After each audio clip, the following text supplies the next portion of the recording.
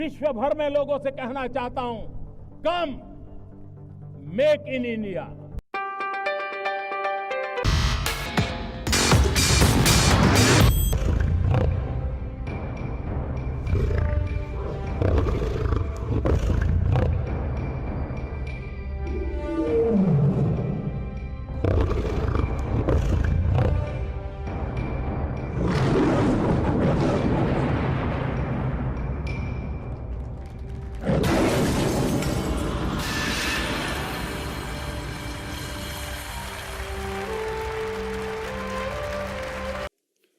सभी पत्रकार बंधुओं को नमस्कार। आरपी सिंह जी को भी नमस्कार, धन्यवाद।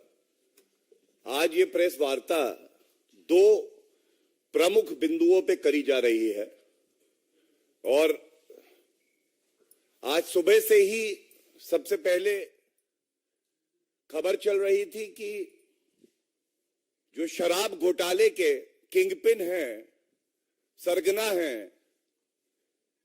उनका बायां हाथ आज घबरा के हिल रहा है, डर लग रहा है। बायां हाथ क्यों कहा?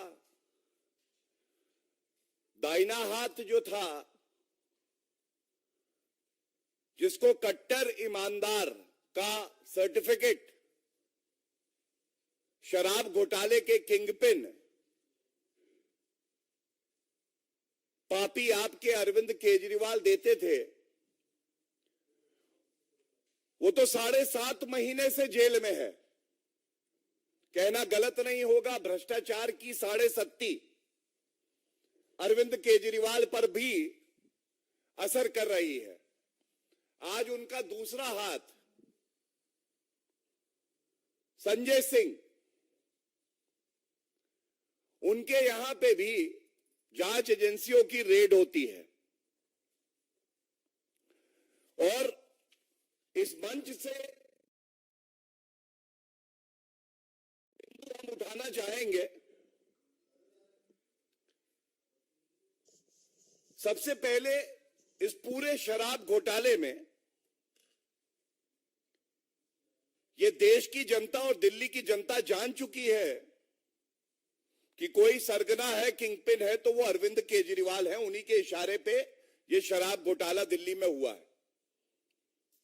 लेकिन 3 तथ्य चिंताजनक है, गंभीर है, ये भारत की जनता के समक्ष रखना आवश्यक है। सबसे पहला,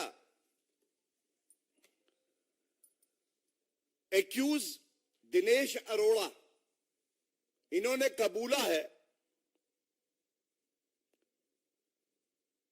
दिल्ली के मुख्यमंत्री आवास पर एक बैठक होती है जो शराब कारोबारी हैं। तो सबसे पहला प्रश्न यह है कि मुख्यमंत्री आवास ना हो गया, घोटाले का अड्डा हो गया, वहां वसूली हो रही है, कमीशन तय हो रही है। और यह बात कोई और नहीं कहता है, जो एक्यूज्ड है दिनेश अरोड़ा, ये कबूलते हैं। दूसरी बात देखिए कितनी चिंताजनक है। अरविंद केजरीवाल के इशारे पर संजय सिंह कहते हैं कि 32 लाख रुपया पापी आप अराजक अपराध पार्टी के कोष में दो। अब एक सांसद वसूली करता है मुख्यमंत्री आवास पर बैठकर। इससे यह भी स्पष्ट हो जाता है कि 32 लाख की रिश्वत जो कि चेक से ली गई है,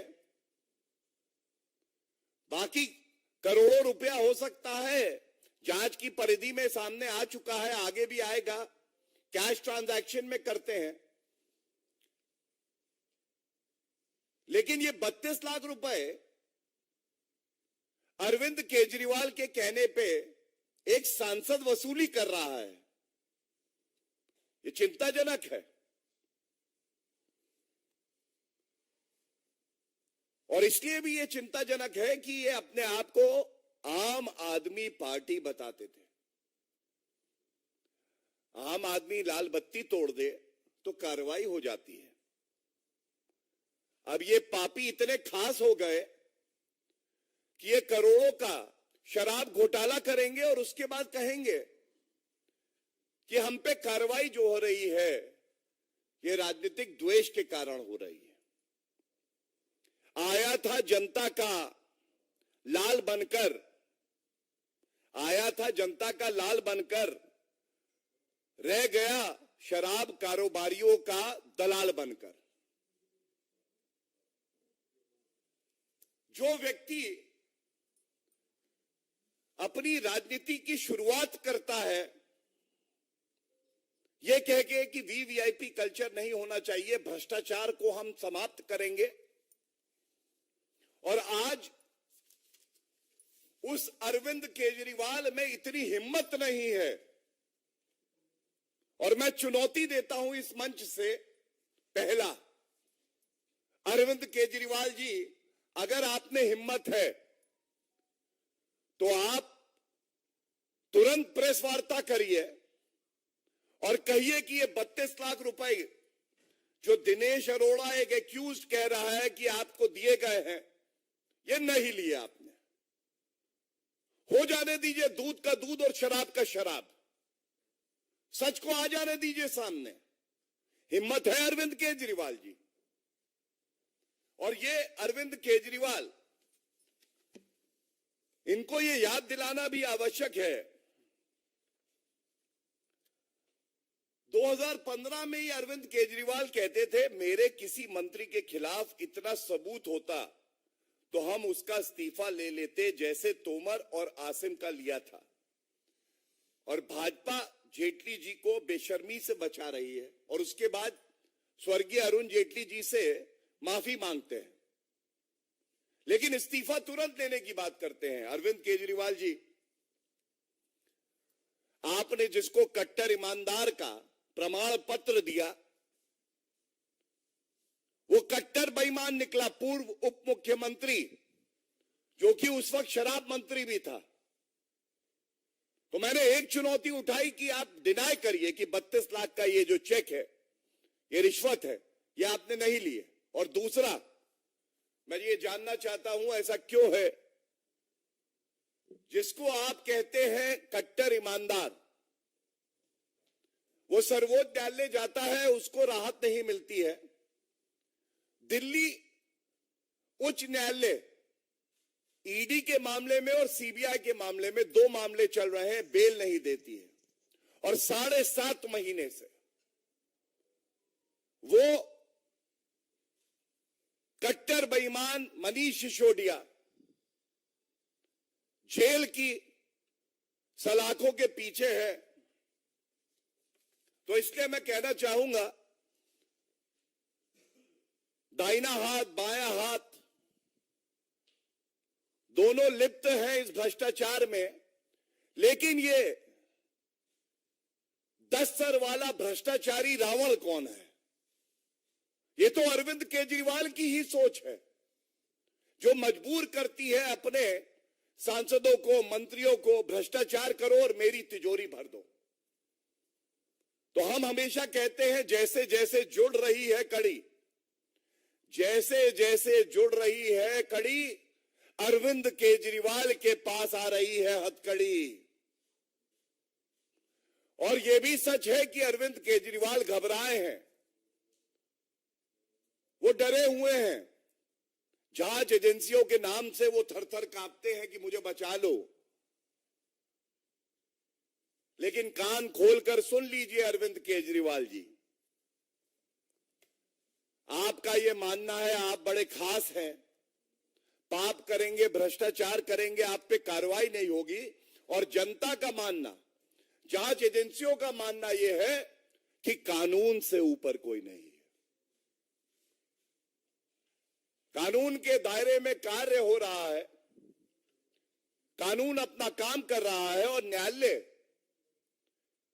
जो कदम कानून की जांच एजेंसियां उठाती हैं उसमें हस्तक्षेप नहीं कर रहा। यह दर्शाता है कि प्रथम दृष्टया पापी आपके नेताओं के खिलाफ सबूत भी है, साक्ष्य भी है, प्रमाण भी है। और जो शराब घोटाले का किंगपिन है, इसको कोई बचा नहीं सकता है। हमें ये यकीन है जांच एजेंसियां अपना काम करेंगी और कानून से ऊपर कोई नहीं है, चाहे वो बड़े संवैधानिक पद पर भी बैठा हो, उसके खिलाफ भी कार्रवाई होगी। अब इस बिंदु पे जो बातें हमें रखनी थी वो मैंने आपके समक्ष रखी। ये बड़े सवाल हैं, अरविंद केजरीवाल जी को चुनौती है, वो प्रेस वार्ता करें, जो प्रश्न हमने उठाए हैं, जो तथ्य रखे हैं, उनका खंडन करें।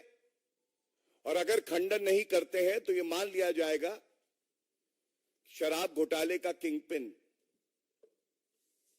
कट्टर बेईमान अरविंद केजरीवाल ही है। धन्यवाद। दूसरी प्रेस वार्ता जो है, ये हमने देखा किस तरह से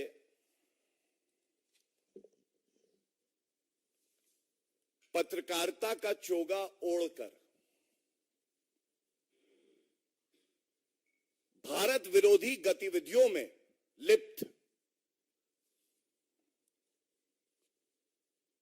और वो भी ऐसे देश से आर्थिक सहायता ले रहे हैं जो परस्पर भारत का विरोध करता आया है, चीन से। न्यूज क्लिक अपने आप को एक पत्रकारिता से जुड़ी एजेंसी, वेबसाइट बताते हैं। उनके खिलाफ कार्रवाई हो रही है और बड़ी जिम्मेदारी से यहां पे यह बताना आवश्यक है, गंभीर आरोप राष्ट्र सुरक्षा से जुड़े हुए जो आरोप है वो लगाए जा रहे हैं। ये पूछा जाना चाहिए कि क्या पत्रकारिता का मुखौटा पहनकर अंदर आपकी सूरत इतनी घिनौनी होगी कि वो देश के खिलाफ काम करेगी? और जब जांच एजेंसी अपना काम करेंगी तो आप कहेंगे कि ये पत्रकारिता करने से रोका जा रहा है। और दुख की बात तो ये है कि जब न्यूज क्लिक पे कार्रवाई होती है तो जो पत्रकार है, कुछ चीन से जो वित्त पोषित पत्रकार हैं और नेता हैं, उनको बड़ा दर्द होने लगता है। इसमें जो ईमानदार पत्रकारिता को बदनाम करते हैं ऐसे पत्रकार और घमंडिया के कुछ नेता निर्वस्त्र हुए हैं, उनका घिनौना चेहरा देश के सामने आया है। अगर सबूत हैं, अगर आरोप गंभीर हैं, तो क्यों नहीं जांच एजेंसी अपना काम करेंगे?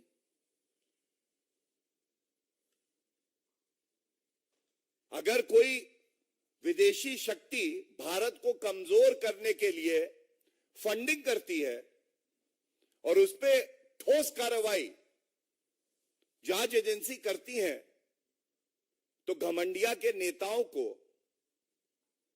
और जो घिनौने चेहरे वाले कुछ पत्रकार हैं उनको क्यों दर्द होने लगता है? इनकी आस्था न्यायालय में नहीं है, क्योंकि आज की खबर है कि दिल्ली के कोर्ट ने जो फाउंडिंग एडिटर है न्यूज क्लिक के, मिस्टर प्रबीर पुरकयास्था, 7 दिन की इनको पुलिस कस्टडी में भेजा है। 7 दिन की पुलिस कस्टडी में। तो जो ये हो हल्ला कल से मचाया जा रहा था, पत्रकारिता की बात करी जा रही थी, चौथा स्तंभ है, बिल्कुल है। लेकिन एक सच्चा ईमानदार भारतीय पत्रकार एक विरोधी देश से फंडिंग नहीं लेगा, वो भारत को दीमक की तरह खाएगा नहीं। और इसीलिए बिल्कुल स्पष्ट ये यहां से बताना चाहते हैं कि पहला पुख्ता सबूत है जो खबर आ रही है, इसीलिए मनी लॉन्ड्रिंग का और यूएपीए का मामला दर्ज किया गया है। और जो पत्रकार और नेता भारत विरोधी गतिविधियों में लिप्त पाए जाएंगे, जिनकी सोच चीनी और असली चेहरा पाकिस्तानी होगा, वो ये ना सोचे कि उन्हें बख्शा जाएगा। आज भारत की जनता ये उम्मीद करती है आदरणीय श्री नरेंद्र मोदी जी की सरकार से कि कोई भी व्यक्ति अगर भारत विरोधी गतिविधियों में लिप्त है तो उसके खिलाफ सख्त से सख्त कार्रवाई होनी चाहिए। और ये जो 303 सीटें भारतीय जनता पार्टी को जनता ने दी, जो आशीर्वाद दिया, ये इसीलिए दिया था क्योंकि जनता को विश्वास था आदरणीय प्रधानमंत्री श्री नरेंद्र मोदी जी, जो टुकड़े टुकड़े गैंग के सदस्य हैं, उनको बख्शेंगे नहीं। कानून के तहत सख्त से सख्त कार्रवाई होगी। और इसी कड़ी में मैं आपको बता दूं, न्यायालय में, कानून में, संविधान में, चाहे वो घमंडिया कांग्रेस हो, चाहे और लोग हों जैसे संजीव भट्ट, तीस्ता सीतलवत, ये लोग सोचते हैं ये कानून से ऊपर है। मैं बताना चाहूंगा कि सर्वोच्च न्यायालय का अभी फैसला आया, संजीव भट्ट बेबुनियाद आरोप सरकार पे लगाते हैं, उनकी 3 याचिकाओं को खारिज किया गया और 3 लाख रुपए की कॉस्ट लगाई गई। 3 उनकी याचिकाओं को खारिज किया गया और 3 लाख की कॉस्ट लगाई गई। क्या कोई घमंडिया का नेता इस पे टिप्पणी देगा? और ये वो कांग्रेस पार्टी हो, टीएमसी हो, समाजवादी पार्टी हो, पापी आप हो, कुछ दिन पहले लोकतंत्र का, अभिव्यक्ति की आजादी का गला खुद घोट रहे थे 14 वरिष्ठ पत्रकारों को बॉयकॉट किया इन्होंने, केवल इसलिए कि वो पत्रकार अपना काम ईमानदारी से कर रहे थे। आप उनसे सहमत हो या ना हो, आप एक पत्रकार को उसका काम करने से रोक नहीं सकते हैं। देश की जनता ने इस घमंडिया को, इंडी अलायंस को बॉयकॉट कर दिया। ये ईमानदार पत्रकारों को क्या बॉयकॉट करेंगे? और इसीलिए आज सवाल है कि जब न्यूज क्लिक जैसी चीनी फंडेड एजेंसियों पे कार्रवाई होती है तो घमंडिया, राहुल गांधी, प्रमोद तिवारी, तमाम ऐसे नेता हैं जो बाहर आ जाते हैं इनका बचाव करने, तो इतना घबराए हुए क्यों हो? कहना गलत नहीं होगा, थरथर क्यों कांप रहे हो? चीन से कांग्रेस के क्या लिंक है ये हम सब जानते हैं। 2 करोड़ से ज्यादा की रिश्वत लेना, एमओयू करार साइन करना पार्टी टू पार्टी, जो आज तक सार्वजनिक नहीं हुआ। और उसके बाद जब ईमानदार जांच एजेंसी अपना काम करती है तो आप दबाव बनाने का कार्य करते हैं। मैं इतना ही कहूंगा, कोई भी चीनी दलाल वो कानून से ऊपर नहीं है। कानून अपना कार्य कर रहा है। और यह सवाल देश की जनता पूछ रही है कि जब देश की जनता जांच एजेंसियों के साथ खड़ी है प्रधानमंत्री नरेंद्र मोदी जी के साथ खड़ी है, तो क्या मजबूरी है राहुल गांधी की, ममता बनर्जी की, घमंडिया के जितने घटक दल हैं उनकी, कि वो ऐसी शक्तियों के साथ खड़े हैं जो भारत का भला नहीं चाहती। इन सब से निपटा जाएगा, कानून के तहत निपटा जाएगा और किसी को बख्शा नहीं जाएगा। ये बात बिल्कुल स्पष्ट इस मंच से हम लोग करना चाहते हैं। धन्यवाद। कोई प्रश्न किसी का? एक मिनट, पहले फर्स्ट प्रेस कॉन्फ्रेंस पे ले लेते हैं और उसके बाद सेकंड वाले। सही है। प्रज्ञा, प्लीज।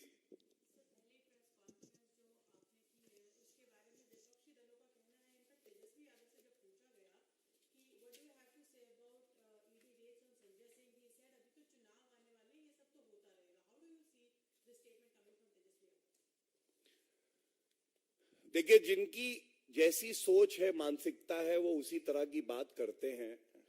और ये कहना गलत नहीं होगा कि तेजस्वी यादव की पढ़ने लिखने की तो आदत भी नहीं है। जमीन दो नौकरी लो घोटाला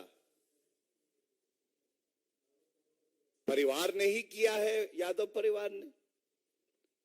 और ईडी सीबीआई अपना कार्य करती है, कानून संगत तरीके से करती है। इस मंच से मैं तेजस्वी यादव को एक तथ्य बता के चुनौती दे देता हूं। एक खबर यह आ रही थी कि अभी जमीन दो नौकरी लो मामले में बेल दी है न्यायालय ने। अगर यह सत्य है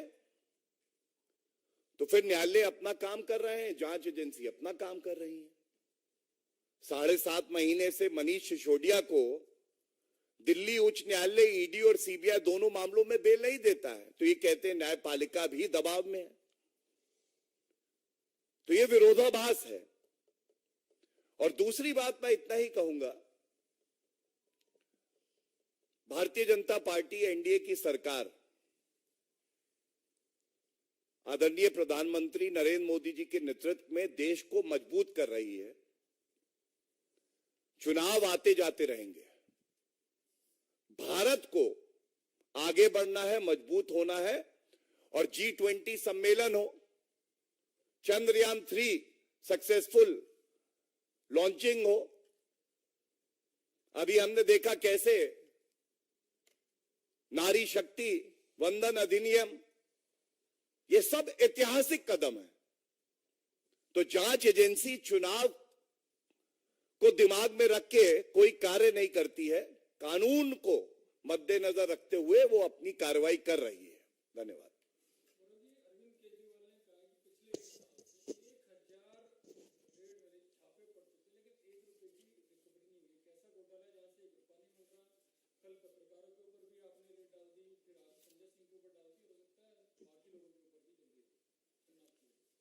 देखिए, आपका बहुत सम्मान करते हुए एक बात कहूंगा कि अगर भारत विरोधी गतिविधियों में जो लिप्त है उसे आप पत्रकार मानते हैं तो ये आपके लिए नुकसानदायक है और आपके लिए ये इंसल्ट है।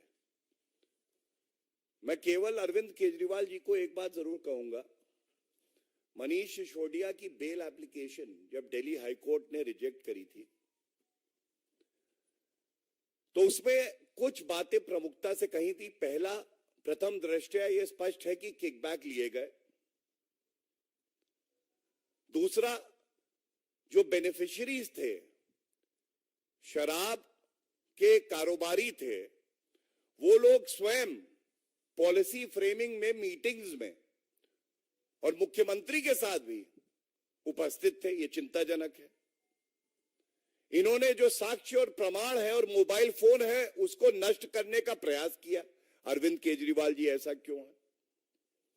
और जैसा मैंने बताया, ये दिल्ली हाईकोर्ट के फैसले में भी आया है। जब बेल रिजेक्ट करी, बिल्कुल स्पष्टता से उन्होंने कहा इलेक्शन के लिए फंड्स जुटाए जा रहे थे शराब नीति से, और यही 32 लाख का मुद्दा एक और एक्यूज ने आज बताया है। तो ये बात पूछी जाएगी। और अंत करूंगा ये कह के, भ्रष्टाचारी अरविंद केजरीवाल की 7.5 की शुरुआत हुई है। 7.5 महीने से मनीष सिसोदिया, जिसको कट्टर ईमानदार बता रहे थे, वो कट्टर पापी निकला और उसकी बेल 7.5 महीने से नहीं हुई है। इस पे अरविंद केजरीवाल जरूर 2 शब्द कहेंगे और ये जग जाहिर है, ये पूरा शराब घोटाला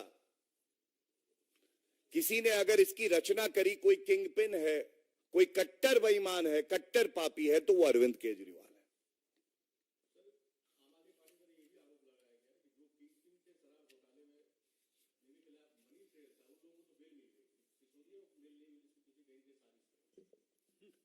देखिए, इसीलिए मैंने कहा कि कानून की नजरों में सब बराबर होते हैं, और क्योंकि मैं एक वरिष्ठ अधिवक्ता हूं तो आपको बता दूं, किसी भी मामले में जो अभियुक्त होता है उसका रोल क्या है, इस पे निर्भर करता है कि आदेश न्यायालय क्या करेगा। और दिल्ली उच्च न्यायालय तक, सर्वोच्च न्यायालय में उनकी याचिका एक बार निरस्त हो चुकी है, अभी भी लंबित है सर्वोच्च न्यायालय में दोबारा। और दिल्ली उच्च न्यायालय ने ईडी और सीबीआई दोनों मामलों में ये पाया कि जो सारी रचना शराब नीति की करी गई है, ये उस वक्त के उप मुख्यमंत्री मनीष सिसोदिया द्वारा ही की गई है। मैंने सारे आरोप भी आपको बताए, और ये हमारा मानना है कि पापी आप में अरविंद केजरीवाल के इशारे पर जनता के रुपयों को लूटा गया और अपनी तिजोरी में भरा गया। और इसीलिए मैं ये उम्मीद जरूर करता हूं कि अरविंद केजरीवाल में इतनी नैतिकता होगी, वो बाहर आके प्रेस करेंगे और सवालों का उत्तर देंगे, लेकिन मुझे ये भी यकीन है कि वो करेंगे नहीं, क्योंकि वो थर-थर कांप रहे हैं। उनको पता है उन्होंने कानून तोड़ा है, वो भ्रष्टाचारी है। Any other questions? Thank you. बोलिए।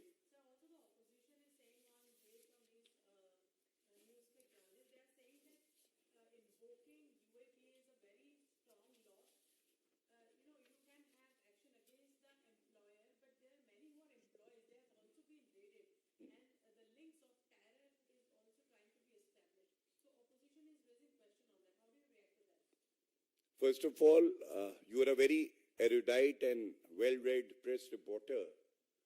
Nothing can be established in thin air without witnesses, without evidence. I think the citizenry of the country trusts the investigating agencies. We should do the same. And let me tell you, there could be nothing more serious than jeopardizing national security of our country, Bharat. If you even think of it, if you attempt to do that,